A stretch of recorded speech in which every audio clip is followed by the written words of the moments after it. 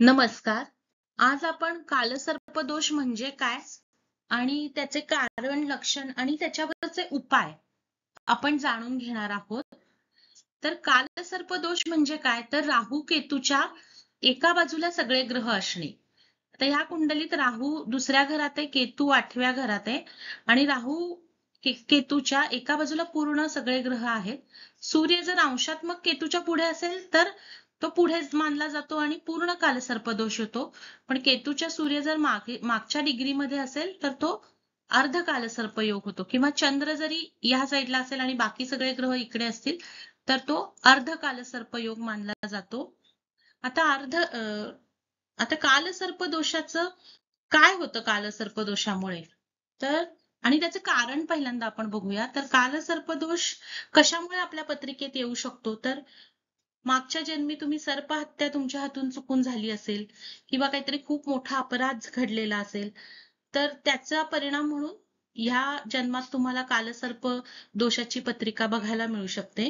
किंवा शंकराच्या पिंडीवरचं पाणी जर तुम्ही तुळशीला वाहिलं, म्हणजे समजा एखादी स्त्री गर्भवती आहे आणि तिने पूजा केली घरातल्या देवांची एकाच ताम्हणात घालून, त्यात शंकराची पिंड सगळं आहे ते आणि ते पाणी जर तुळशीला वाहिलं, तर ते त्याच्यामुळे सुद्धा होणाऱ्या बाळाच्या पत्रिकेत कालसर्पयोग घडू शकतो.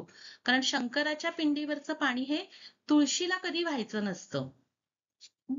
आता काय होतं या कालसर्पदोष हे 12 प्रकारचे असतात.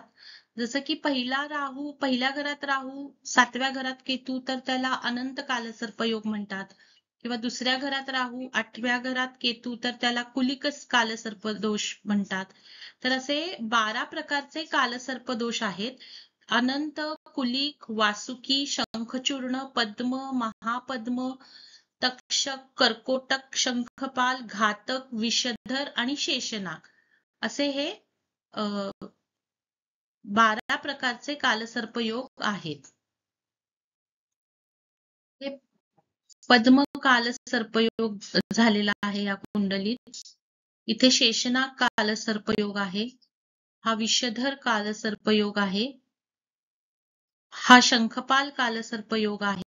हा कालसर्पदोष आता ज्याच्या पत्रिकेत असतो त्याला प्रचंड मानसिक तणाव, योग्य निर्णय न घेणे, प्रत्येक कामात अडथळे येणे, नेहमीच तणावाची परिस्थिती राहणे, नातेवाईकांकडून पैशाची फसवणूक होणे, आरोग्य चांगले न राहणे, प्रत्येक क्षेत्रात अपयश, संतान प्राप्तीसाठी अडथळे, नेहमीच तणावाची परिस्थिती, घरात कलह, मेहनत करूनही कामात अपेक्षित यश न मिळणे, गुप्त शत्रू असणे, अशी फळं मिळू शकतात. किंवा व्यवसायात तोटा किंवा त्यांच्या स्वप्नात मिरवणूक, साप किंवा मृत व्यक्ती आपल्याला काहीतरी विचारत आहेत अशी स्वप्ने पडणे, हे सर्व कालसर्प दोषाचे परिणाम आहेत. परंतु याच्यामुळे घाबरून जाण्याचे अजिबात काही कारण नाहीये. कारण आपल्या हिंदू संस्कृतीमध्ये याच्यावर खूप चांगले उपाय दिलेले आहेत आणि त्याच्यामुळे तुम्हाला या सगळ्या परिस्थितीत नक्कीच चांगला फरक पडू शकतो. तर ह्याच्यावरचा सर्वोत्तम उपाय म्हणजे काय? तर श्रावण महिन्यात भगवान शिवाच्या पिंडीवर शिवलिंगावर रुद्राभिषेक करणे. शिवलिंगावर साखर किंवा दुधाचा तुम्ही अभिषेक करू शकता किंवा शंकराच्या पिंडीवर 1 तांब्या पाणी घालू शकता. हा सगळ्यात सर्वोत्तम त्याच्यावरचा उपाय आहे. किंवा श्रीकृष्णाच्या पंखाच्या मूर्तीची पूजा करू शकता किंवा रात्री राहू काळात शंकराच्या मंदिरात पूजा करवून घेऊ शकता किंवा तुम्ही स्वतः करू शकता.